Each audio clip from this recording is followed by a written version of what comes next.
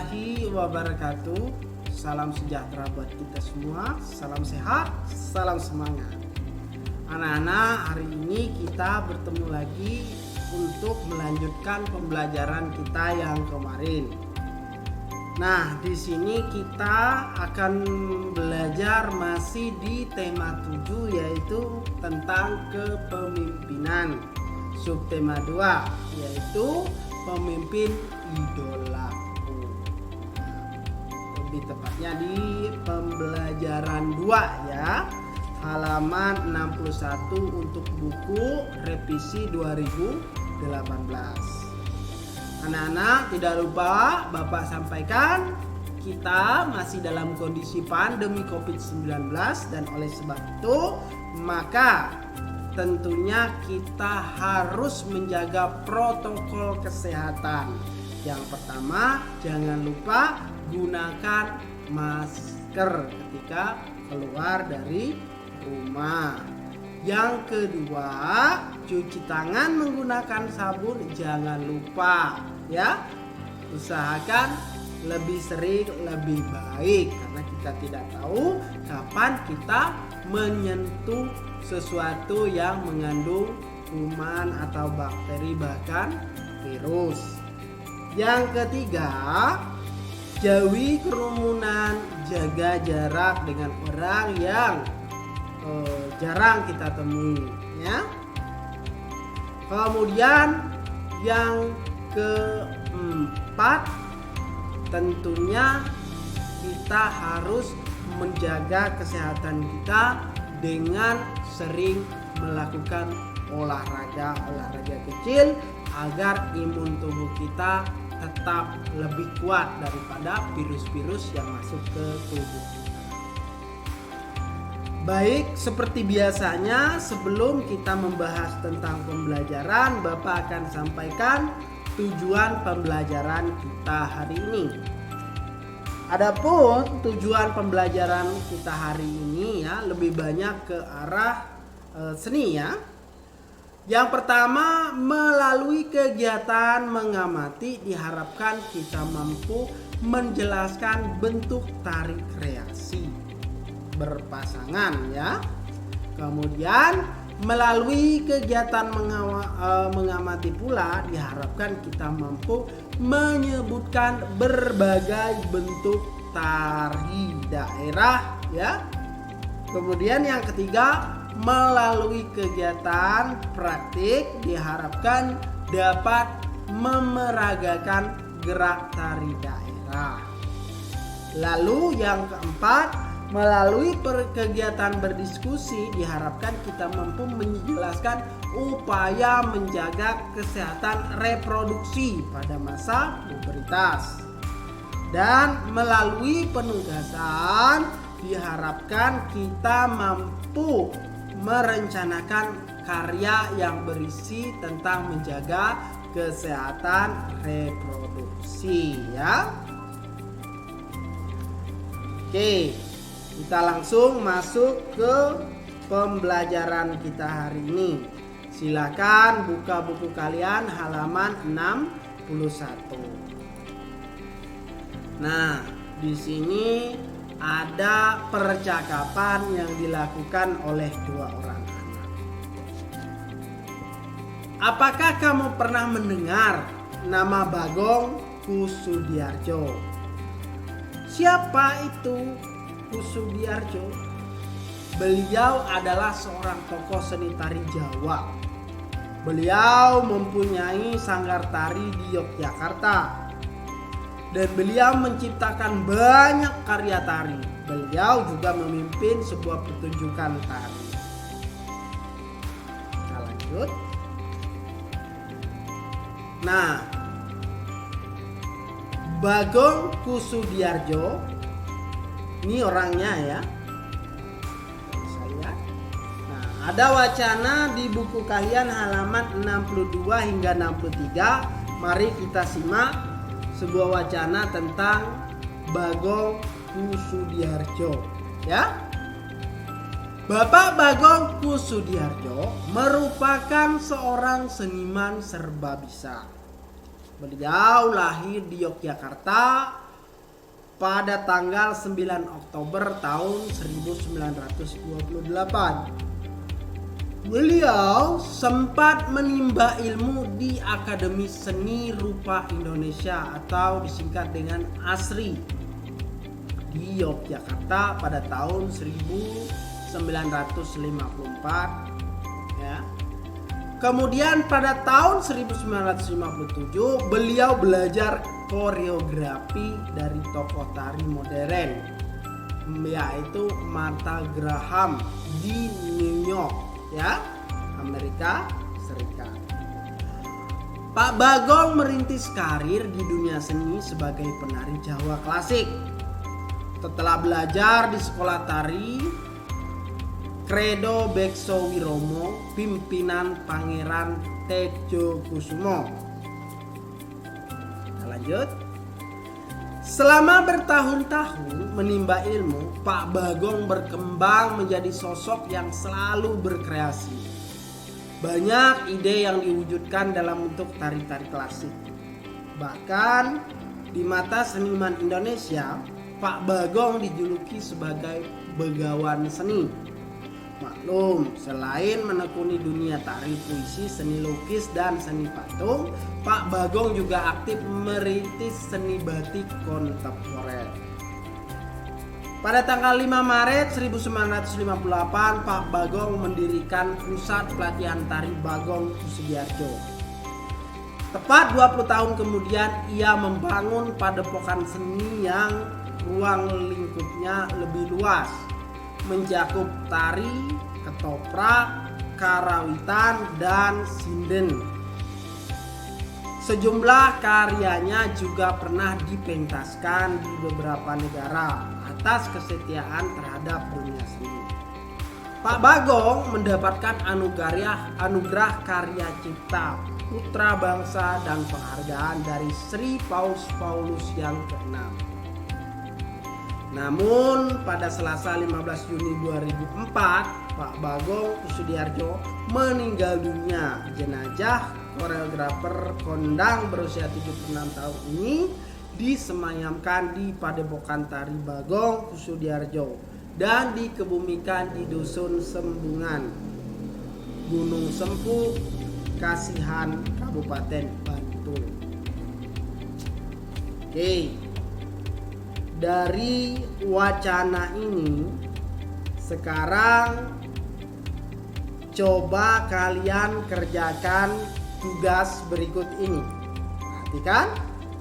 Yang pertama, tulislah informasi-informasi penting mengenai Pak Bagong Kussudiarjo dari teks bacaan Bagong Kussudiarjo.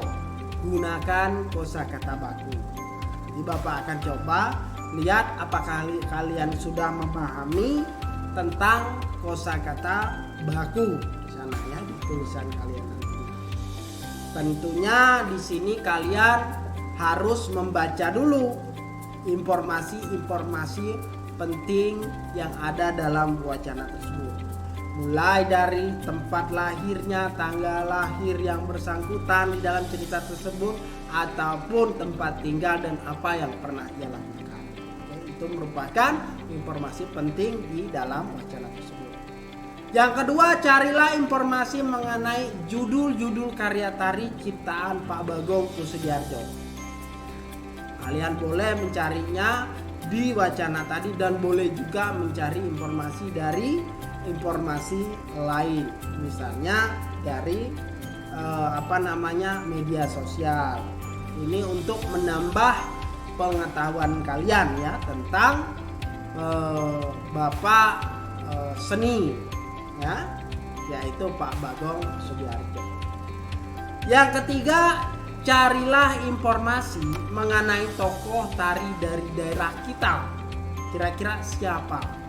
Baik seorang pencipta tari, penari, atau pemimpin sanggar tari. Di daerah kita ada dulu ya sebuah sanggar tari, namun sekarang sudah dibubarkan. Kalian boleh mencari informasinya ya.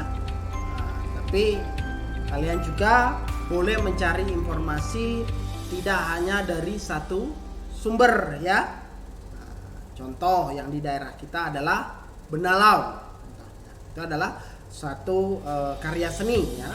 Termasuk di dalamnya ada juga tari seperti ronggeng ya. Nah, kalian coba cari informasi tersebut. Oke? Baik, itu tugas pertama buat kalian hari ini ya. Kita lanjut. Bapak Bagong merupakan seorang tokoh tari daerah. Tari daerah dapat ditarikan secara tunggal, berpasangan ataupun berkelompok. Nah, berikut kita akan coba bahas contoh-contoh tari daerah yang ditarikan secara berpasangan. Perhatikan baik-baik. Tari daerah berpasangan. Terdapat berbagai jenis tari di Indonesia. Ada tari daerah dan ada pula tari kreasi modern. Berdasarkan banyak penari yang menarikan, ada tari tunggal, ada tari berpasangan, dan ada tari kelompok. Berikut ini beberapa contoh tari berpasangan. Oke, Bapak jelaskan dulu ya. Apa yang dimaksud dengan tari tunggal, tari berpasangan, dan tari kelompok.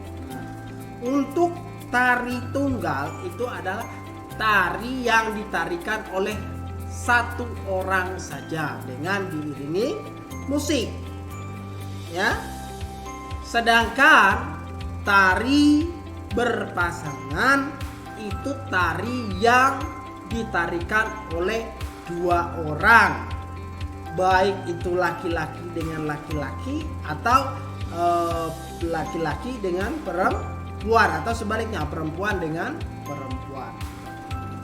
Itu disebut dengan tari berpasangan. Tarian yang dilakukan oleh dua orang. Kemudian tari berkelompok. Tari berkelompok ini adalah tarian yang disajikan oleh lebih dari dua orang, maka dia disebut dengan tari kelompok. Nah, untuk sekarang ini kita akan bahas tentang tari berpasangan. Sekarang perhatikan baik-baik di buku kalian halaman 65 ya. Tari piring. Tari piring merupakan tarian yang berasal dari daerah Minangkabau, Sumatera Barat. Pada zaman dahulu, tari piring dipentaskan pada saat panen sebagai ungkapan rasa gembira dan syukur. Sesuai perkembangan zaman saat ini, tari piring dipentaskan pada acara-acara penting seperti acara pernikahan dan penyambutan tamu ataupun lainnya.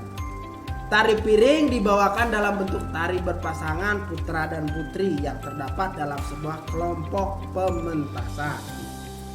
Sebenarnya di sini Bapak ada video tari piring, namun karena menyita waktu cukup banyak, kalian coba share sendiri nanti bagaimana bentuk tari piring ya, agar kalian lebih paham. Kalian bisa cari di YouTube, tulis saja tari piring, nah maka akan muncul bagaimana orang menari tari piring ya. Kita lanjut. Yang kedua, tari serampang 12. Tari serampang 12 merupakan tari yang terkenal di daerah Melayu. Seperti daerah Sumatera Utara, Melayu Deli ya, Sumatera Barat, Ranah Minang, kemudian Riau, Pekanbaru. Tari serampang 12 merupakan tari pergaulan yang ditarikan secara berpasangan, sejenis atau putra dengan putri. Tari serampang 12 diciptakan oleh Sauti pada tahun 1940-an.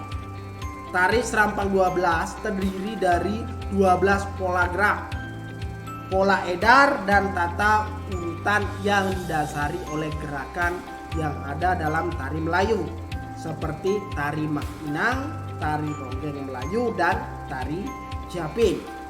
Oke, kalian bisa seperti yang sebelumnya tari piring ya, kalian bisa coba set tari serampang 12 ya, biar lebih paham bagaimana bentuk gerakannya ya. Di sini Bapak tidak menjelaskan gerakannya seperti apa, tapi tentunya di sini Bapak akan menjelaskan tari-tari ini berasal dari mana, bagaimana pelaksanaannya seperti itu ya.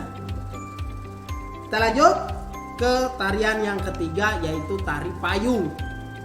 Tari payung merupakan tari pergaulan yang dibawakan secara berpasangan.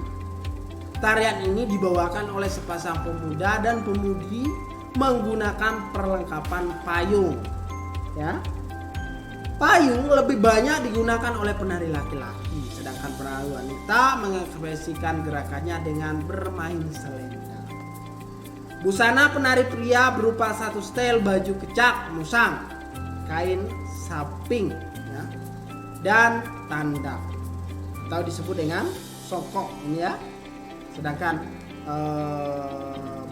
baju kecak itu seperti ini ya. Busana penari wanita meliputi satu setel kebaya labuh, kain songket, ikat pinggang, dan selendang. Kita lanjut ke tari selanjutnya, tari legong. Tari legong ini biasanya dimainkan oleh dua orang penari perempuan. Oleh karena itu merupakan tarian ritual persembahan. Legong dahulunya hanya boleh ditarikan oleh gadis yang belum pernah menstruasi. Namun seiring pergeseran fungsinya sekarang sebagai media hiburan, aturan tersebut sudah ditinggalkan. Penari legong selalu membawa kipas sebagai alat bantu. Lanjut kita ke tarian selanjutnya, yaitu tari janger. Tari janger ini merupakan tari tradisional yang berasal dari Bali dan dipentaskan oleh 10 orang yang terdiri atas pasangan muda-mudi. 5 penari pria disebut kecak dan 5 penari wanita disebut janger. Para penari menari sambil menyanyikan lagu janger secara bersaut-sautan. Tarian ini mengangkat kisah atau drama tentang Arjuna, Wiwaha, Sunda, Upasada, dan lain sebagainya. Meski tidak sepopuler tari kecak atau tari pendek, tarian ini sebetulnya memiliki makna yang sangat mendalam, yaitu berkisah tentang kerajaan di masa lalu ya. Kita lanjut ke tari berikutnya, yaitu tari ketuk tilu. Tari ketuk tilu merupakan salah satu tari tradisional Jawa Barat. Tari ketuk tilu menjadi cikal bakal lahirnya tari Jaipong Karawang. Tarian ini dipentaskan oleh penari wanita dengan gerakan dinamis dan saling mengisi. Gerakan yang dilakukan penari ketuk tilu diantaranya goyang pinggul, pencok muncit, giteuk, dan geol. Nah, ini bahasa Sunda ya, jadi Bapak juga tidak bisa menjelaskan secara rinci nih, ya.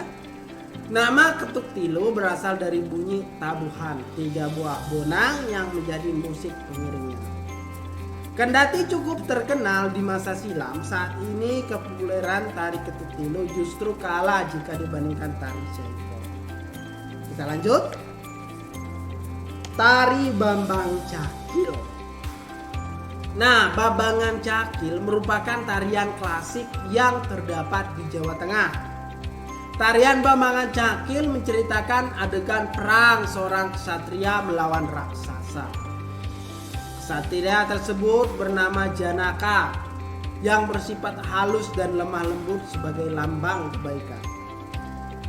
Sebaliknya raksasa bernama Cakil menggambarkan tokoh berkarakter kasar, sombong dan beringas yang melambangkan kejahatan.